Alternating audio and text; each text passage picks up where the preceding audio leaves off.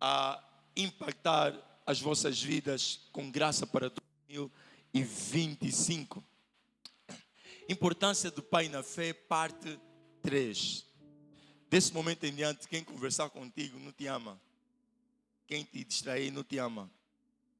Importância do pai na fé, parte 3. Quantos estão sendo abençoados com esse tema?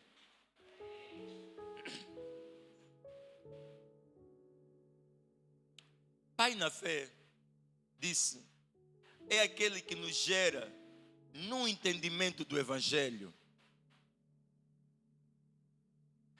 Pai na fé não é algo que nós nos tornamos por afinidade, por gostar muito de alguém. Falamos também que nós podemos ter vários tutores. Mas isso não quer dizer que todos os nossos tutores são nossos pais na fé. Ainda disse que se por acaso o teu pai na fé é o pastor dessa igreja, não quer dizer que as outras igrejas onde você passou não têm importância para ti. Antes, pelo contrário, tem grande importância, serviram para você como um tutor na palavra.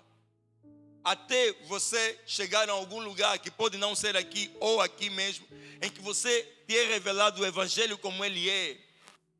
Alguém nessa semana me procurou e me disse assim: pastor, eu verdadeiramente já andei em muitas igrejas, já servi em muitas igrejas, mas eu nunca entendi o Evangelho como entendi aqui.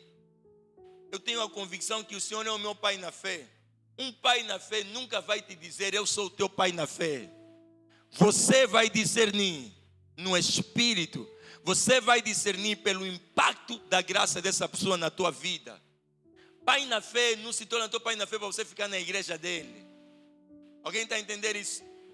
Pai na fé não é uma coisa de... Nós estamos a tornar a igreja e as coisas espirituais tão humanas e tão tradicionais que agora é uma corrida. Quantos mais filhos na fé eu tenho, supostamente maior é a minha igreja. Não é sobre isso. É sobre a pessoa que te revela o Evangelho, que te faz entender o Evangelho. Aí você entende que muitas pessoas podem nos ter pregado o Evangelho. Alguém está a entender? Mas nem todas nos revelaram o Evangelho. Eu, por exemplo, cresci na Igreja Evangélica Batista em Angola, IEBA, de quem eu sou muito grato. Nos inspiramos na escola dominical e em muitas outras coisas. Uma das melhores e maiores igrejas em Angola. Eu dizia até há bem pouco tempo que meu pai na fé talvez era o pastor Rodrigues, um dos pastores que demorou mais tempo na IEBA. Mas hoje por hoje eu percebo que não.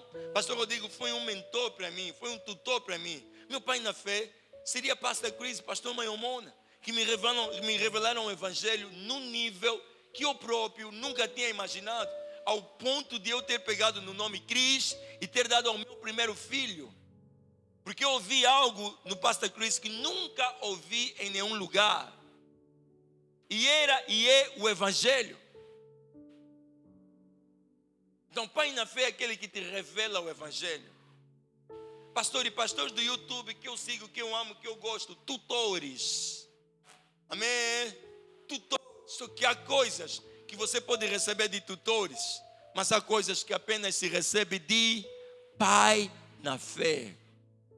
Só descobrir e distinguir o teu pai na fé é extremamente importante. Não apenas para a tua caminhada ministerial, como para a tua caminhada social, como para a tua vida. É extremamente importante. Agora, já fiz várias contextualizações nos outros dias. Eu sei que algumas pessoas gostariam de poder estar, mas se eu continuar a repetir, nunca vamos avançar e temos que terminar. Amém? Pai na fé, como eu disse, é aquele que nos gera no entendimento do Evangelho. O grande objetivo do pai na fé não é dominar a pessoa, não é tornar a pessoa escrava na fé. O grande objetivo do pai na fé não é controlar tudo que a pessoa tem. Pai na fé não é para saber quanto dinheiro você tem na tua conta. Pai na fé é para você imitar nos caminhos de Cristo. Vou repetir bem, é para você imitar nos caminhos de Cristo. Por isso é que Paulo disse: sede meus imitadores. E depois disse: por isso chamei Timóteo, mandei Timóteo para vos mostrar os meus caminhos no Senhor. Então, pai na fé é para você imitar não a maneira de vestir, mas a maneira como ele veste Cristo. É para você não a maneira de falar, mas a maneira como ele fala de Cristo. Pai na fé é para você imitar os caminhos em Cristo.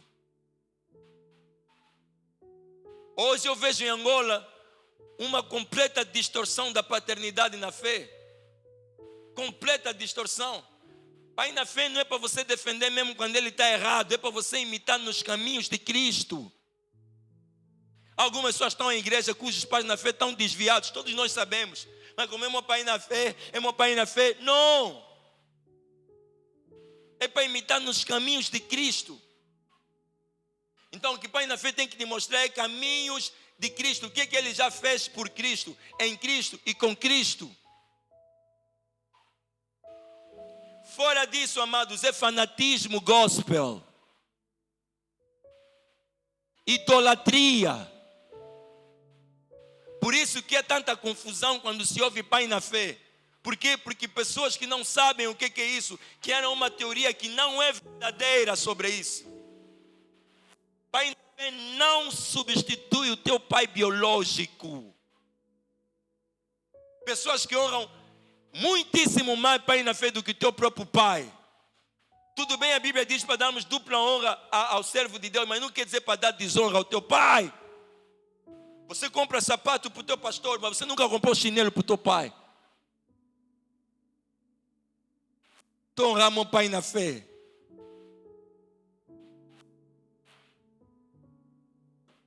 Misericórdia. Vocês sabem que isso que eu estou falando é verdade, não sabem? Pai na fé para você seguir nos caminhos de Cristo. Quando você entende isso, você percebe, como eu expliquei no domingo, no primeiro domingo, que pai na fé é alguém que sofre para que você seja gerado no Evangelho. É alguém que sofre para que você se mantenha no Evangelho. É alguém que se doa de alguma maneira para que você tenha um entendimento sobre o Evangelho. Agora, no primeiro domingo eu vos expliquei como Paulo chegou até dizer: vocês não têm muito, vocês podem ter muitos tutores, mas apenas têm um pai na fé. Eu vos trouxe a contextualização, a narrativa do que aconteceu. Agora hoje eu quero vos mostrar, vos trazendo a contextualização do que aconteceu para Paulo dizer: tenho que vos gerar de novo. Amém? O que aconteceu para Paulo dizer em Gálatas 4,19? Amém? Gálatas 4,19, para Paulo dizer: estou de novo com dores de parto, até que Cristo seja formado em você. Por quê? Porque Paulo sabia que para gerar filhos na fé, ele precisou de se juntar com o Evangelho, e a junção com o Evangelho é que gera filho na fé. Ouça bem, vou dizer o que eu estou a dizer agora. A junção com o Evangelho, não a junção com a igreja. Você não se torna filho na fé porque está na igreja. A junção com o Evangelho é que gera filho na fé. Diz assim Paulo: meus filhinhos, por quem de novo sinto dores de parto, até que Cristo seja formado em vós. Meus filhinhos, por quem de novo sinto dores de parto, ou seja, ele já sentiu dores de parto. Pastor, o que são essas dores de parto? Essas dores de parto são jejuns. Essas dores de parto são separações para abençoar alguém. Essas dores de parto é não ter tempo. Amém? Essas dores de parto é você ter 33 anos e viver como se tivesse 43. E as pessoas até sabem que você é nova, mas olham para você como se fosse mais velho. Por quê? Porque estás a carregar muitas coisas, algumas tantas que não são tuas.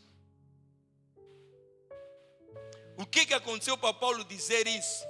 Eu teria que voltar até o versículo 3 desse mesmo capítulo, até o versículo 3, e pedir que vocês me acompanhem com calma, para que faça sentido para vocês. Amém? Glória a Deus. Gálatas 4:3. Paulo na verdade estava triste, porque ele já tinha sofrido dor de parto pelo povo de Gálatas, e eles se desviaram de novo. Paulo tinha lhes pregado que a salvação era pela fé e não pelo cumprimento das obras. Mas só que vieram algumas pessoas no meio deles e começaram a lhes contar: não, para Deus te amar, você tem que fazer isso, isso, isso, isso. E Paulo disse: não foi isso que eu vos preguei. Eu vos preguei que a salvação é pela fé. O Espírito Santo que vocês receberam não foi porque vocês trabalharam muito. Não foi isso que eu vos contei. Eu vos contei que a salvação é pela fé. Não é por você cumprir ritos e rituais. Não é por você fazer algumas coisas que Deus vai te abençoar. Paulo ficou extremamente triste, porque o povo que ele tinha gerado pelo Evangelho acabava de se desviar novamente.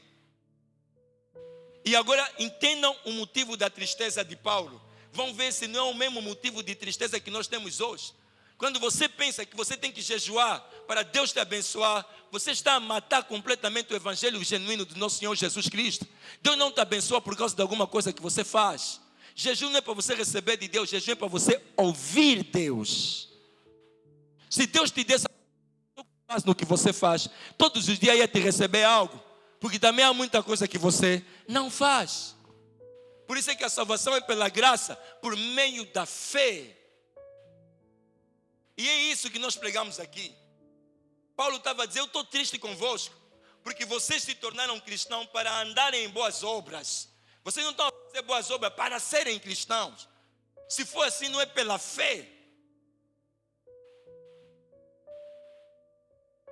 Gálatas 4:3. Assim também nós, quando éramos menores, estávamos escravizados aos princípios elementares do mundo. Paulo está a dizer: quando vocês eram crianças na fé, vocês estavam escravizados no que o mundo falava. Vocês estavam escravizados em seguir bala, em seguir onda. E falando assim: aquela água aí cura, aquela água traz bênção. E vocês vinham. Eu fiquei chocado com uma igreja. Estavam com uma rosa assim, uma rosa de Monte de Sião. Eu fiquei tão triste, tão triste. É uma das igrejas que mais enchem Angola. Mas eu te digo, estão todos perdidos. E eu vou começar a falar algumas coisas assim, não vou citar nome para que as pessoas saibam. Porque normalmente quando uma coisa é falsa, tudo se espalha. As coisas verdadeiras ninguém consegue falar. Todos nós, vocês também viram isso. Dessa igreja estavam todos com rosa. Viram isso. Todos estão dizendo: misericórdia, não tem que falar. Se você tem lá um familiar, ele fala. Está errado. A salvação não é pela rosa. Jesus Cristo é rosa.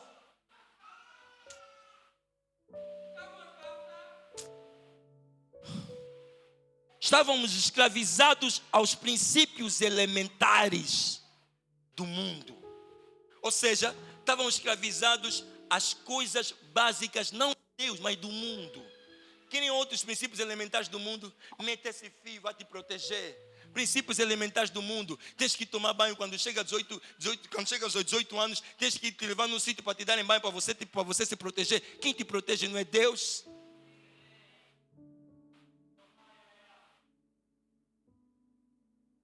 Tem que meter óleo daqui, tem que beber água, tem que beber um sumo abençoado, tem que não sei o que. Não.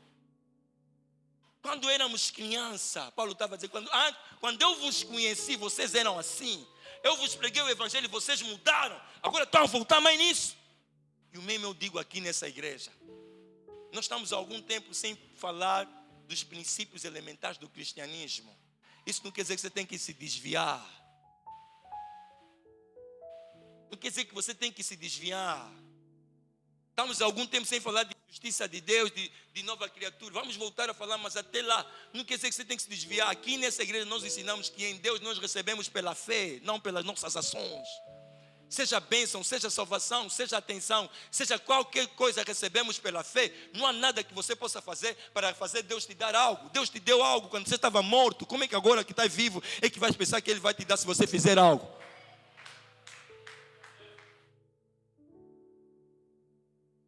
Vamos voltar agora nos princípios elementares do mundo. Mas quando chegou a plenitude do tempo, Deus enviou seu filho, nascido de mulher, nascido debaixo da lei. Oh God! Quando chegou a plenitude do tempo, Deus enviou seu filho, Deus enviou seu filho, nascido da mulher, nascido debaixo da lei. Pai, pastor, por que é importante entender que Deus enviou seu filho, nascido da mulher? Em Gênesis 3,15 nós vamos perceber. Porque Jesus tinha que nascer da mulher para realizar a profecia de que aquele que nascesse da semente da mulher ia pisar a cabeça da serpente. Ou seja, como foi a mulher que entregou a autoridade à serpente, então Jesus tinha que nascer da mulher também para receber a autoridade da serpente. Por isso é que em Gálatas aqui está a dizer, Jesus na plenitude do tempo nasceu da mulher. Ou seja, já não há nada que nós devemos à serpente. Porque assim como a mulher entregou algo à serpente, a mulher nasceu alguém, Jesus Cristo, que recebeu algo da serpente. Então já não há nada que nós devemos ao diabo. Por isso é que Gênesis 4:15, 3:15, Gênesis 3:15. Gênesis 3:15. Farei que haja inimizade entre você e a mulher, e entre a sua descendência e o descendente dela. Amém? E ferirá, ou seja, o descendente da mulher. Sabe por que não diz do homem? Porque Jesus não nasceu do homem. Jesus nasceu de Deus e da mulher. Amém? Alguém está comigo? E entre a sua descendência e o descendente dela, ele lhe ferirá a cabeça e você lhe ferirá o calcanhar. Jesus feriu a cabeça da serpente e a serpente feriu o calcanhar. Onde é que puseram prego em Jesus na cruz? Onde? No calcanhar. Logo, era de Jesus que se tratava. Então, sendo isso, que Jesus nasceu da mulher, já não há nada que nós devemos ao diabo, porque ele nasceu para pisar a cabeça da serpente. Alguém entendeu isso? E assim como Jesus já não nada deve ao diabo, da mesma maneira, você também já não deve nada ao diabo. Da mesma maneira. Então você pensar assim, não, se esse demônio sair daí vai me entrar. Você pensar, não, tem que andar bem, senão vão me cair tala. Você está pensando, você está agindo na mentalidade de alguém que deva alguma coisa ao diabo. Só que se Jesus pisou a cabeça da serpente e você é corpo de Cristo, quer dizer que quem pisou a cabeça da serpente é você em Cristo Jesus. Então já não há nada que nós devemos a diabo. Por isso Jesus disse, ele não tem nada em mim. O diabo não tem nada nas nossas casas, não tem nada nas nossas famílias. A única coisa que ele tem é o espaço que você lhe dá, quando você peca e quando você tem medo dele. Depois a seguir diz, nasceu da mulher e nasceu debaixo da lei. Pastor, por que ele nasceu debaixo da lei? Ele certa vez disse, eu vim cumprir a lei. Mateus 5:17. Eu não vim desfazer, eu vim cumprir a lei. Sabe por que Jesus tinha que cumprir a lei? Porque o que nós não íamos conseguir fazer, alguém está aqui? O que nós não íamos conseguir fazer, você não consegue ficar um dia sem pecar, sem errar, sem alguma coisa. Deus sabia disso. Então ele resumiu tudo em Jesus. O que nós não íamos conseguir fazer, Jesus nasceu debaixo da lei, cumpriu a lei, morreu. Se não ressuscitasse, a lei teria lhe matado, mas só que ressuscitou.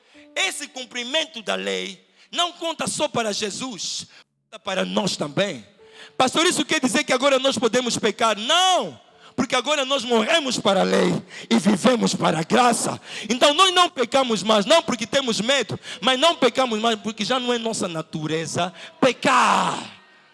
Assim como não é natural para o peixe andar, e não é natural para o homem viver no mar, também não é nossa natureza andar no pecado.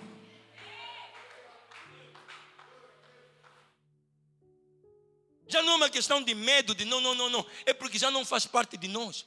Porque Jesus disse, não pensem que eu vim abolir a lei de Moisés ou os escritos dos profetas, vim cumpri-los. Ou seja, o que nós não iríamos conseguir fazer, ele cumpriu. Ai.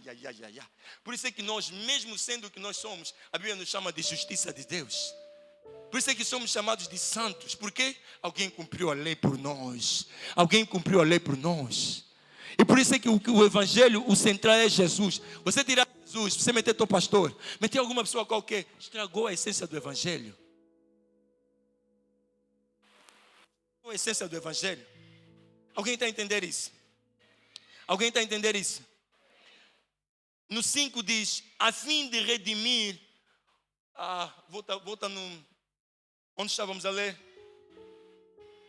Gálatas.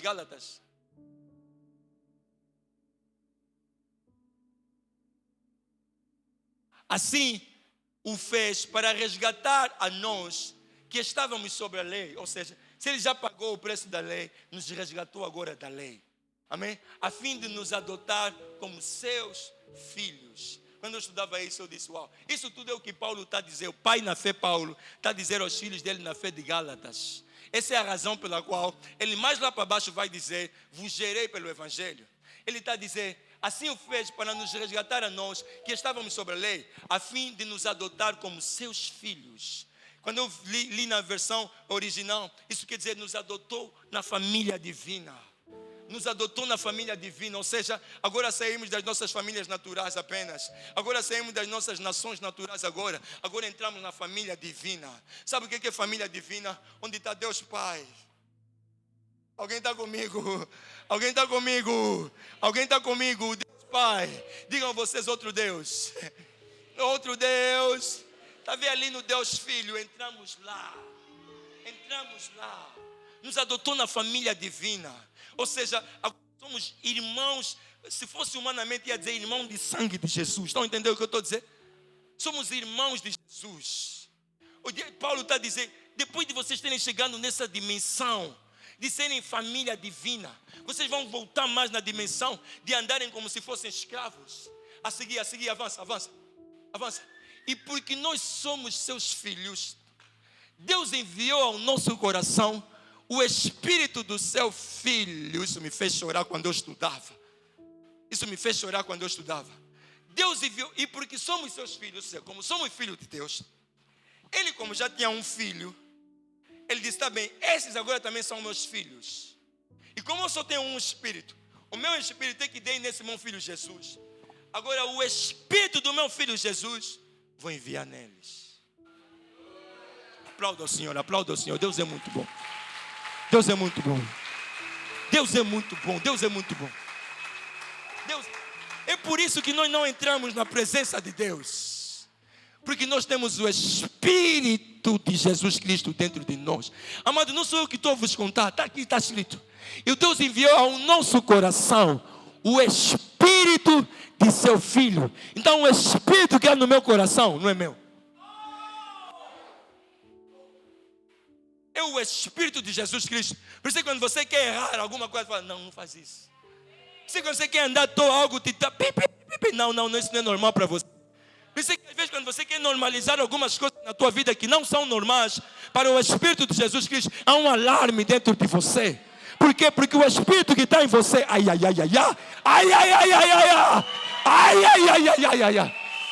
Espírito que está em você já não é teu, é o Espírito do seu Filho, de Jesus Cristo. Isso é o que acontece quando você se converte e aceita Jesus como Senhor e Salvador. Conversão fora disso não é conversão, é religiosidade. E isso é o que nós devíamos pregar às pessoas. As pessoas querem que as pessoas manifestem primeiro os frutos do Espírito, mas primeiro tem que entrar a semente para virem os frutos. Então primeiro tem que se reconhecer que Jesus está dentro dela, e só depois é que vai dar os frutos do Espírito Santo. Senão vamos obrigar as pessoas a forjarem frutos, a fingirem frutos. E é o que acontece? A viver religiosidade, porque queremos parecer que temos o Espírito dentro de nós, mas só que primeiro pela fé temos que receber verdadeiramente o Espírito do Filho dentro de nós. Nesse cristianismo não tem como você fingir.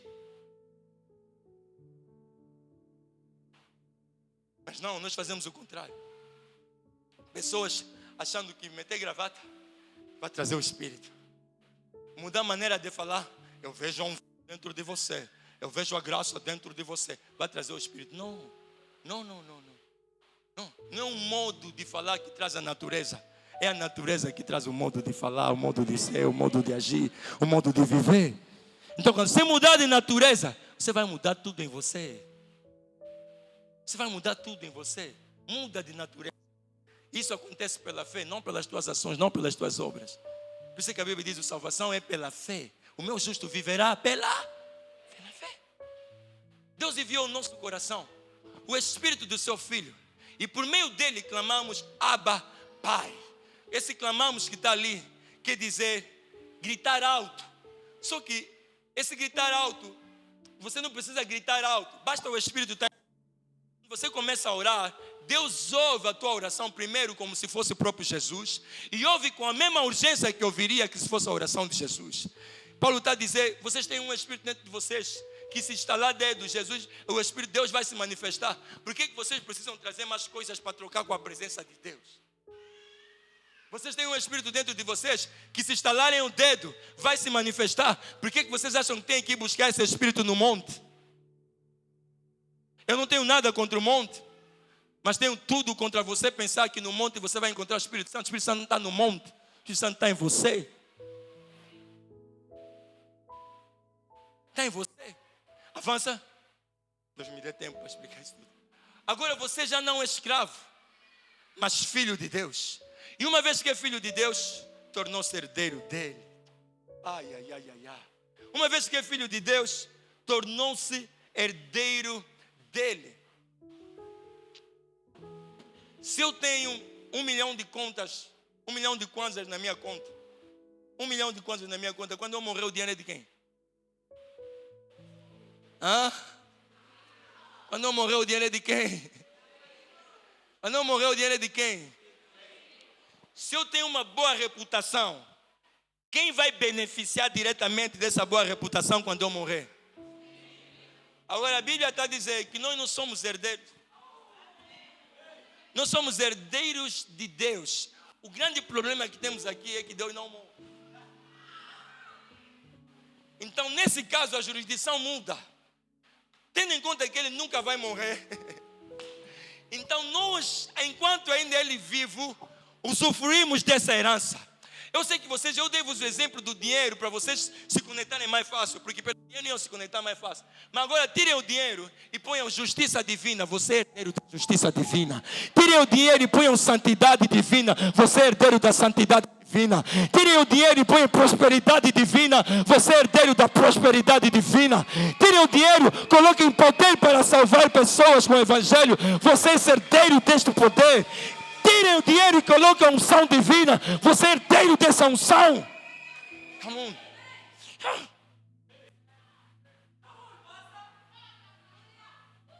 Se eu sou herdeiro de algo disso da parte de Deus, como vou ir na igreja com uma rosa para algo se manifestar?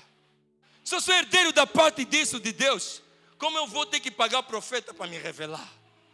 Como eu vou ter que levar uma água em casa para me curar? Come on, água. Eu não sou herdeiro de doença, eu sou herdeiro de saúde divina. Eu sou herdeiro de saúde divina. Alguém está aqui? Alguém está aqui? Alguém está sendo abençoado? Paramos em que versículo? 7. No 9, vou soltar para o 9. Mas agora conhecendo Deus, ou melhor, sendo por Ele conhecido, como é que estão voltando aqueles mesmos princípios elementares, fracos e sem poder? Querem ser escravizados por eles outra vez? Veja o que ele pergunta. Agora que conhecem Deus, ou melhor, agora que Deus os conhece, por que desejam voltar atrás e tornar-se novamente escravos dos frágeis e inúteis princípios básicos deste mundo? Tomar banho na praia de manhã afasta toda a má sorte. Princípios fracos e frágeis. Meter sal na porta. Princípios fracos e frágeis. Vocês repitam só princípios fracos e frágeis. Amém? Não. Fracos e frágeis e inúteis. Amém? Não é para fracos. Fracos e inúteis. Amém? Princípios fracos e inúteis. Meter sal na porta para demônio não entrar. Fracos e inúteis. E tomar banho na praia de manhã, a água pura da praia de manhã, aquele te protege. Tomar água para te curar, para te fazer alguma coisa. E naquela mamá da nossa família que consegue ver coisa futuro, até não é quimbandeiro, ela anda a ver quê? Fracos e inúteis.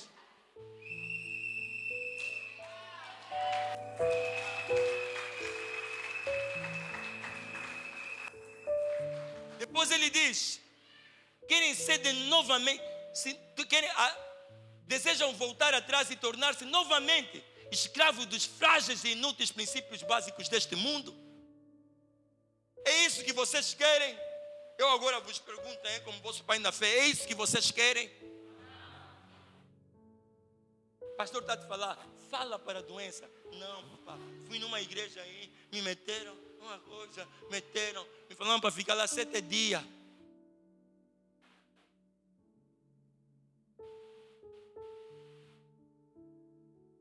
Tem uma pessoa que trata tal a tradição. Olha, tenham muito cuidado com os tratamentos tradicionais. Eu sou angolano, creio no poder das plantas naturais que Deus fez. Mas eu já vi muita gente a morrer. Estava no hospital tradicional, na clínica tradicional. Algumas delas, elas próprias exalam já sofrimento. Você está a entrar lá, a cara da pessoa que está curada de sofrimento, da pessoa que está ali curada de sofrimento, do ajudante também. Tenham cuidado, tenham bastante cuidado. Algumas coisas que eu vou dizer não quero tradição, vou dizer mesmo aqui hoje abertamente. A falar, né? A falar, né? É feitiço. E feiticeiro não é só quem dá o feitiço. Quem usa também. Aplauda ao Senhor. Está muito silêncio aqui. Não queremos dar bandeira que você já foi muitas vezes.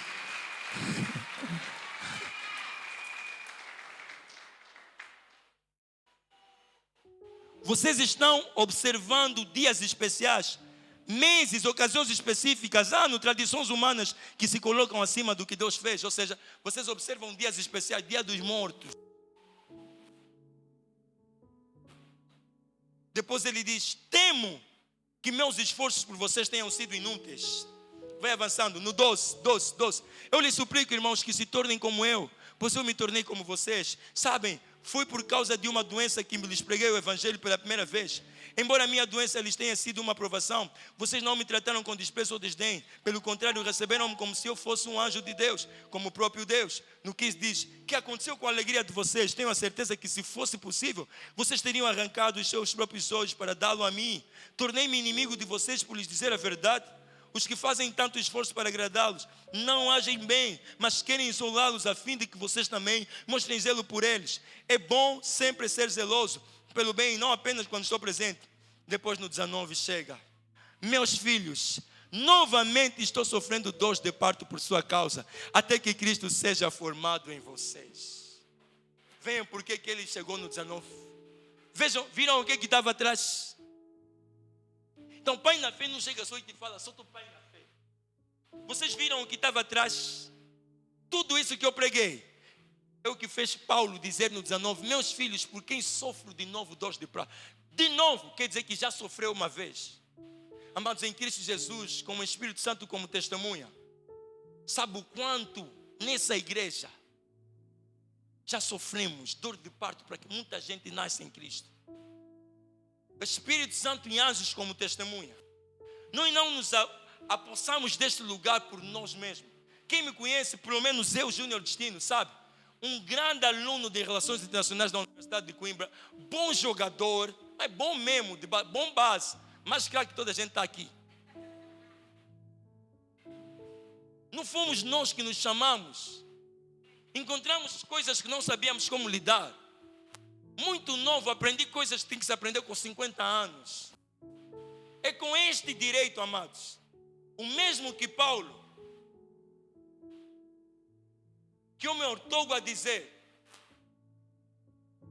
tenho que sofrer de novo dores de parto. Para algumas pessoas aqui, agora não digo pelos novos, digo pelos antigos, que querem andar à toa por livre e espontânea vontade. É neste direito que me ortogo a dizer que não pela minha capacidade, mas pela suficiência que vem de Deus, preguei-vos o Evangelho e pelo Evangelho foram gerados em Cristo Jesus. E Evangelho que eu, Júnior Destino, aqui não vos coloco vocês, vou prestar contas ao nosso Senhor Jesus Cristo. No tribunal de Cristo, onde serão julgados as pessoas que morrerem e trabalham em Cristo. Muitas outras pessoas em Angola e no mundo não têm essa consciência, eles querem dinheiro.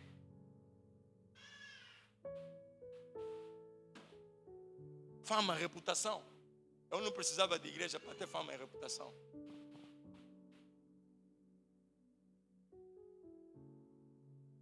É por isso que Paulo disse: meus filhos, por quem sofro de novo dores de parto, até que Cristo seja formado em vocês. E começo a concluir a minha mensagem pelo seguinte: pai na fé, motivações do pai na fé, ou deveres do pai na fé. Pai na fé se esforça para que filhos se mantenham em Cristo e na sã doutrina.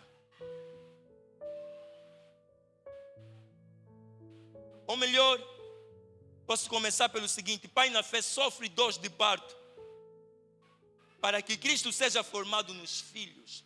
O grande objetivo do pai na fé não é formar ele próprio nos filhos, é formar Cristo nos filhos. O grande objetivo do pai na fé não é formar ele próprio nos filhos, é formar Cristo nos filhos. Porque pai na fé sabe que Cristo em vós, pastor em vós, a esperança da vanglória. Cristo em vós, a esperança da glória. Nós vemos Paulo a lutar por isso tudo, mas o objetivo dele no final era Cristo em vós. Cristo em vós, Cristo em vós, Cristo em vós. Conheça-se. Esse é nosso objetivo. Se teu pai na fé não formou Cristo em você, não é teu pai na fé, é teu amigo na fé, teu brada na fé, teu colega da fé. E não importa se você está na igreja há mais de 20 anos, tem autoridade para dizer isso. Há pessoas que sabem de igreja, de lei da igreja, tradição da igreja, da Bíblia, não sei o quê, mas Cristo é em você. Cristo está onde? Você ainda vai perguntar: não, Cristo está na igreja. Tu entende a presença de Cristo? Cristo não está em vós. Cristo em vós. Pai na fé se esforça para que Cristo seja formado, para que Cristo seja formado na pessoa, para que a pessoa seja gerado do Evangelho de Cristo. E aqui, atenção, quando eu digo pai na fé sofre dores de parto até que Cristo seja formado em vocês, tem a ver com ir visitar, tem a ver com andar atrás, tem a ver com fazer de tudo para que o laço do amor não seja destruído e a unidade de espírito permaneça. Segunda motivação ou dever do pai na fé. Segunda motivação ou dever do pai na fé. Pai na fé se esforça para que os filhos se mantenham em Cristo e na sã doutrina. Vocês colocarem no versículo 9, mas agora, conhecendo Deus, ou melhor, sendo conhecido por eles, como é que estão voltando àqueles mesmos princípios elementares fracos e sem poder? Ou seja, o esforço do pai na fé é que você não dependa das coisas, mas que dependa de Cristo e não saia de Cristo, permaneça em Cristo. Esse é o esforço do pai na fé, que você permaneça em Cristo. No 11 ele ainda diz: temo que meus esforços por vocês tenham sido inúteis. Pai na fé se esforça para que você permaneça em Cristo e na sã doutrina. No 13 diz: como sabem, foi por causa de uma doença que lhes preguei o Evangelho pela primeira vez. Ou seja, Paulo estava a dizer: eu mesmo doente vos preguei o Evangelho. Deixa-me abrir aqui um testemunho do ano de 2022 ou 23. Amados, eu cheguei a reunir com pessoas a dizer assim: se preparem, vamos ausentar durante algum tempo. Para ser mais explícito, eu cheguei a pagar o dinheiro da operação. Quantas vezes eu estive aqui com uma dor, num lugar tão sensível, que ficar em pé me doía, sentar me doía. Eu disse uma vez a Deus: de tanta dor, Deus, se for para me levar então também, me leva pelo menos no altar. Pelo menos vou a te servir. Quando eu li isso, eu disse: uau, eu não sabia que Paulo tinha isso, mas inspirou-me. Paulo estava a dizer: eu muitas vezes preguei o Evangelho doente, e é normal, sabem por quê? Porque Paulo levou porrada mais que Jesus Cristo, para vocês entenderem. A quarentena que Jesus Cristo levou, Paulo levou 3 vezes. Aquele chicote que dava era um chicote que levava carne. Então muitas vezes quando ele escrevia as cartas, nem era ele que escrevia. Por isso é que ele só aparecia no fim e dizia com o meu próprio punho saudação. Era Lucas, era Timóteo que escrevia, porque ele muitas vezes estava enfermo, ao ponto de só boca conseguir falar. E mesmo nessas condições, às vezes viajava, eu imagino ele viajando no colo, ou não sei o que, para ir pregar o evangelho. Diz isso a um mercenário aqui, para ver se vai te aceitar.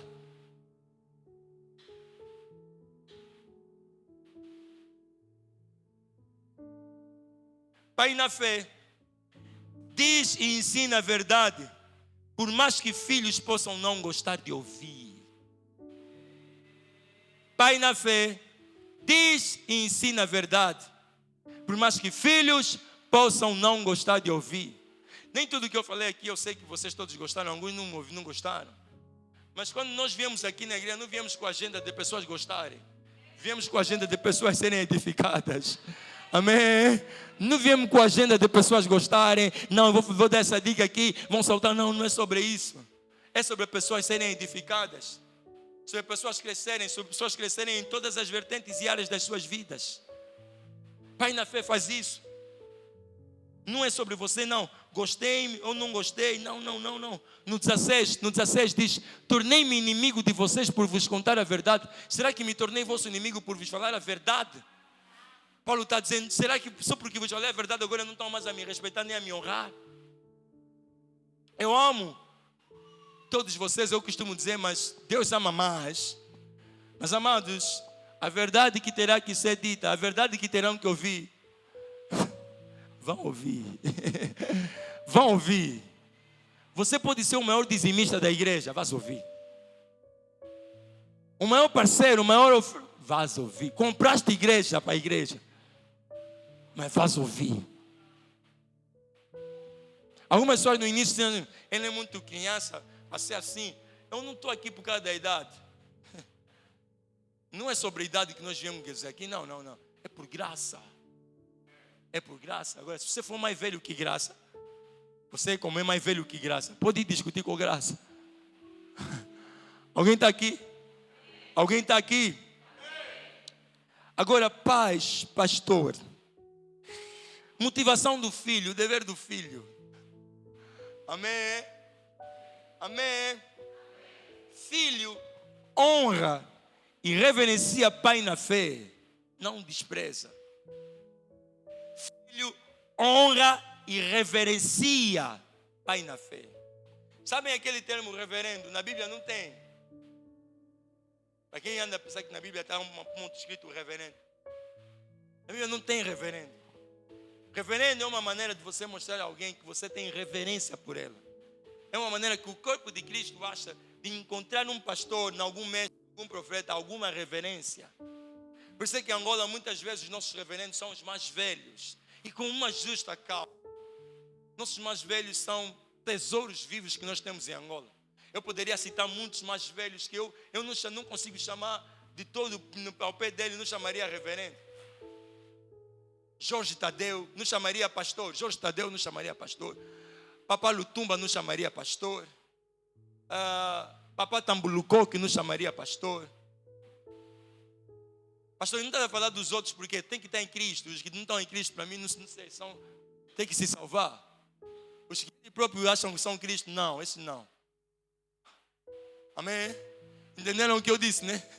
Mas dos que estão em Cristo, são reverentes. São reverendos. Só que aqui em Angola tem uns mais velhos que eles chamam reverendo, nem cristãos são. Porque a doutrina deles não é cristã. Aí não é mesmo, não, como passam muito tempo ao lado do presidente da República. Porque aqui em Angola é assim, quando você passa na televisão, você é bom, você é inteligente e você foi. Você passa na televisão, você é bom, inteligente e foste. Ei, vi Júnior no programa do Igor Bença? Não, e foi.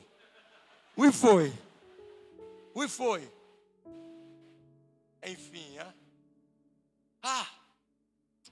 Deus tenha misericórdia e nos ajude. Filho na fé honra e reverencia pai, não despreza.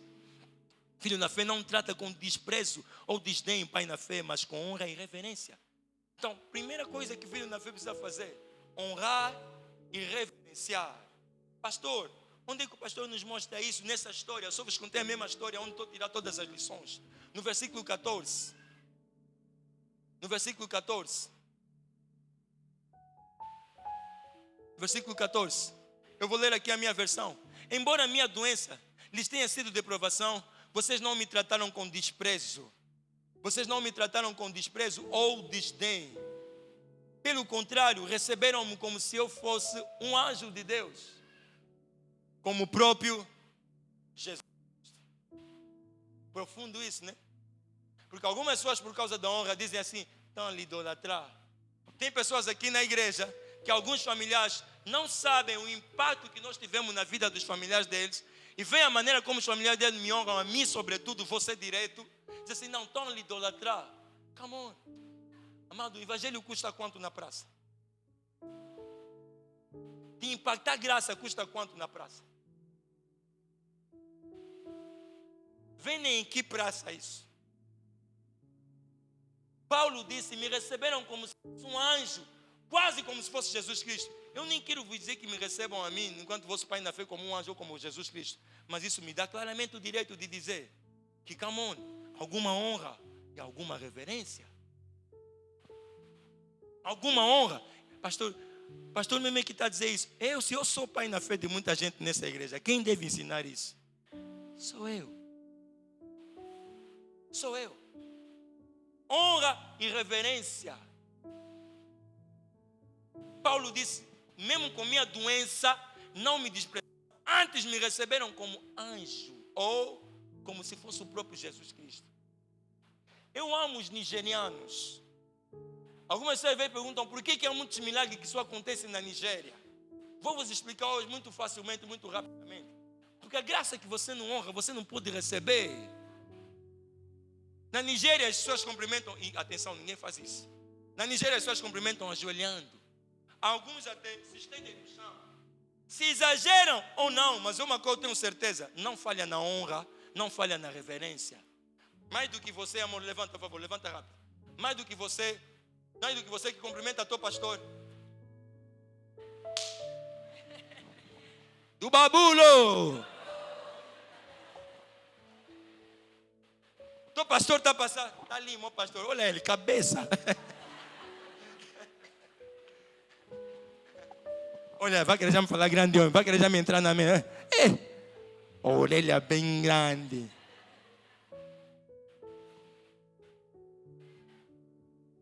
Eu até sou alguém simples, acho.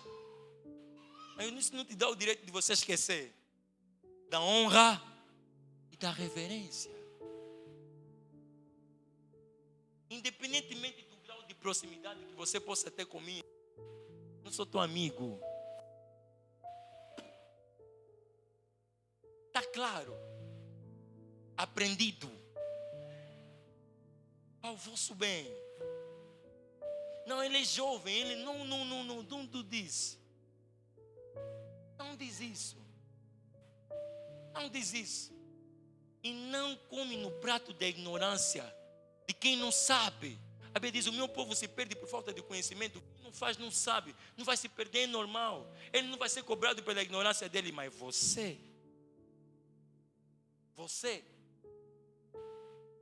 sabe o que aconteceu na Bíblia quando desonraram homens de Deus?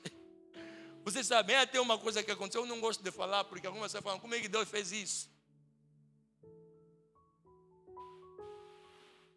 Quando a Bíblia diz, quando estamos a falar homem de Deus, se você ouvir homem do excelente presidente, excelência presidente da República, o nome dele, vocês vão respeitar. Agora, homem, o homem excelente da República, até respeitam, até se preparam. Quando vai indo ao teu trabalho, alguma pessoa passando na tua rua. Agora, o homem de Deus. Pastor, tem muitos falsos. Está bem, eu concordo contigo. Mas também você não pode se esquecer que para haver um falso, tem que haver pelo menos um. Nunca existiu $50 falso, sem primeiro existir $50 verdadeiro. Então, tua desculpa de falso, rasga ainda o falso, procura o verdadeiro. Tua desculpa de falso é tua falta de caráter, de humildade. Porque você cresceu num ambiente que você não foi habituado a ter pessoa um pouco superior a você. Então esse mesmo espírito que queremos trazer em Deus. Não se esqueça que foi por causa disso que o diabo lixou o talão do céu. Dai a Deus o que é de Deus e a César o que é de César. Pai na fé para honrar e reverenciar. Eu vi aqui o significado disso, eu fiquei estupefado. Quando ele disse, não me trataram com desprezo, ele disse, não me definiram como nada.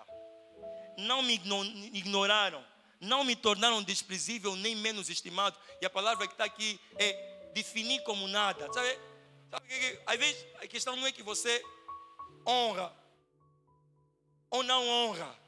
Ouçam. Às vezes a questão não é que você honra ou não honra. Às vezes a questão é que você não faz nada. Entenderam? O definir como nada. Tratar com desprezo é isso. Às vezes nós pensamos que tratar com desprezo é só não honrar. Mas não, tratar com desprezo pode não ser não honrar ou honrar. Pode ser só não fazer nada. A pessoa é igual a todos. É indiferente. É normal. É isso que Paulo disse. Mesmo com minha doença, não me definiram como nada. Me atribuíram a definição que me mereço. Então o fato de não ter cobrado, o fato de não dizer nada, não quer dizer que você não tem que definir como nada. Vão um dia numa coisa do Pastor Chris, vocês vão, meu Deus, até aqui mesmo em Angola, não sei como é que vai ser se trocamos de país um pouco, vamos cair na Nigéria, nem vamos bater pastores, vamos falar, não, ele é confundidor. Não, está nos lamber. Não é sobre isso. Honra não é uma cultura de alguma nação. Honra é uma cultura do céu. Honra não é uma cultura de alguma nação. Honra é uma cultura. E quando falamos sobre honra, vocês vão ver os frutos da honra. E vão ficar estupefactos. Não me trataram com desdém. Desdém aqui, permitam-me dizer. Não me trataram como se fosse alguém para lhe cuspir. Não me trataram como se fosse um escarro. Sabe o escarro?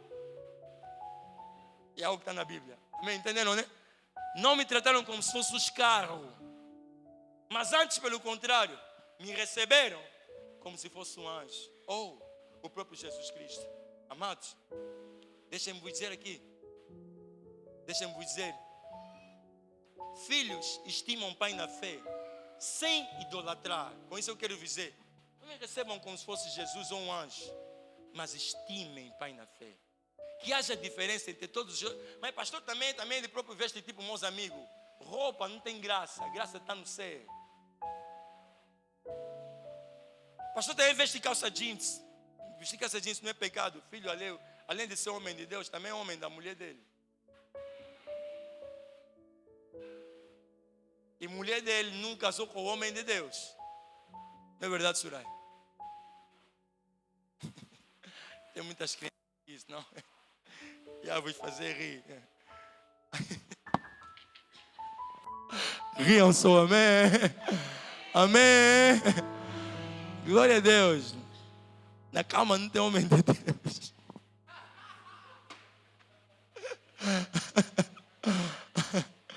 Amém. Então, me verem vestido de certa maneira normal, não quer dizer que deixei de ser homem de Deus. Também como, faço as coisas normais. Amém. Sou pai, sou marido, mas não quer dizer que deixei de ser homem de Deus. Algumas pessoas que no dia que me veem mais desportivo, também me cumprimentam mais desportivo. No dia que me veem com gravata, no dia que me veem com bubu. Não tem a ver com o que eu faço, com o que o teu pai na fé faz para ser, no caso de haver aqui alguém que não seja meu filho na fé. Tem a ver com o que ele é. Amém. Em casa de calção é teu pai na fé. A jogar basquete, eu meti uma foto com uma bola, fui jogar basquete. Alguém foi comentar, esses pastores do mundinho. Eu perguntei, me diz o que tem do mundinho aqui. Meteu um calção, ainda por cima eu não uso calção na rua há mais de 5 anos. Eu sempre que uso calção na rua, ponho o colar por baixo. Eu disse, assim como eu vesti aqui, tem o que do mundinho? Jogar basquete é do mundinho? Irmão nunca mais me respondeu. irmão nunca mais me respondeu. Mas ainda que fosse do mundinho, não tiraria a obrigação de honrar. Não tiraria a obrigação de honrar. Ainda que fosse do mundinho. Filhos na fé estimam pai na fé sem idolatrar. No 15, estimam pai na fé sem idolatrar. Sem idolatrar. Vejam só o que aconteceu no 15. O que aconteceu com a alegria de vocês? Que vocês demonstraram naquela ocasião. Estou certo de que, se fosse possível, teriam arrancado os olhos e teriam dado a mim. Vejam o que Paulo diz. Teriam arrancado os olhos e teriam dado a mim. Novamente vou dizer. Não peço que arranquem os olhos, mas que venha a estima que eles tinham com Paulo. Paulo olhou para ele e disse: se fosse possível, vocês teriam arrancado os olhos. Não vamos longe. Dia do aniversário do pastor. Quem vai entregar presente? Isso tudo vai para ele. Só ele que faz ano na igreja. Aqui tem tanta gente que também não tem condição. Isso tudo mesmo é só para ele. Isso tudo é só dele. Por que sou ele? Vocês pensaram que essa pregação não era sobre vocês, né? Também é. Mas glória a Deus, estamos na paz e no amor, né? Na paz e no amor, né? Quem não sabia dessas coisas, Deus já perdoou o teu pecado. Que discutia com coisa à toa de pastor. Paulo agora que disse, quase que iam arrancar o olho. Comigo que só me deram um presente de coluna. Coluna de hoje ainda. Quem é pior? Se eu estou fazendo para me idolatrar, então Paulo fez para fazer em quê? Que disse, vocês, se fosse possível, iam arrancar os olhos para me darem a mim. Daí está a diferença de acontecer certos milagres no passado e não acontecerem agora. Porque agora as pessoas são tão carnais, tão humanas, que não conseguem ser um pingo só espirituais, para perceberem que não é a pessoa que está a ser honrada, mas a graça que está a ser reverenciada. É o mesmo que aconteceu com Judas. Podiam pegar nesse óleo e dar para outras pessoas. A Bíblia diz que Judas disse aquilo porque Judas era ladrão. E o mesmo eu digo aqui, algumas pessoas dizem isso. Por que sou ele? Porque são ladrões. Ladrões de quê? Não ladrões de coisas, ladrões de honra. Aí onde está escrito na Bíblia que Judas era ladrão e roubava, a tradução daquele ladrão não era apenas ladrão de coisa, era ladrão de honra. Pastor, quem é ladrão de honra? Ladrão de honra é aquela pessoa que quando estão a elogiar outro, diz, eu também fiz. Ladrão de honra é aquela pessoa que quando estão a elogiar alguém então está a ser remunerado, está a ser reconhecido no serviço. Mas chefe, eu também estava lá. É o mesmo que acontece com muitos aqui na igreja. Então o problema não vem da igreja, vem de casa. Ladrão de honra. Então você está a fazer isso, você está a roubar uma honra. Agora uma honra que não é mesmo tua, porque você não é pastor. Você é filho de Deus, abençoado, amado, mas você não é pastor. A pessoa que está a fazer aquilo sabe o impacto. Certo dia eu viajei e quando voltei, algumas pessoas foram me receber no aeroporto. Alguém me ligou, me disse, tu achas normal irem te receber no aeroporto? Eu disse, me diz na Bíblia onde é que está escrito que isso é errado. Não fica bem, não fica bem.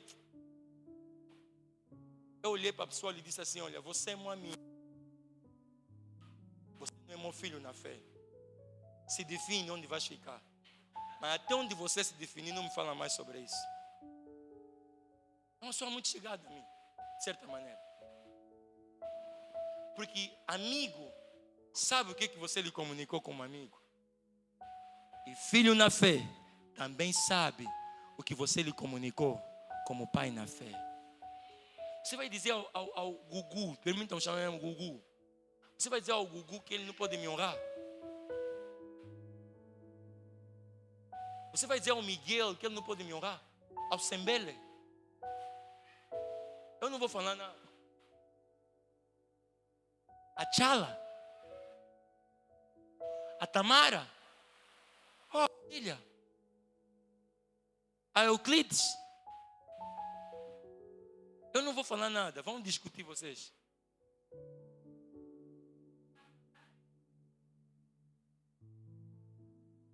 tem a ver com o esforço que nós fazemos para ser reconhecido. Tem a ver com o impacto da graça, que não tem preço. Não tem preço. Por isso Paulo disse que eles queriam lhe receber como Jesus Cristo. E disse, se for possível arrancar os olhos, iriam arrancar. Essa, amado, é a relação entre pai e filho na fé, biblicamente falando. Deus abençoe a sua palavra.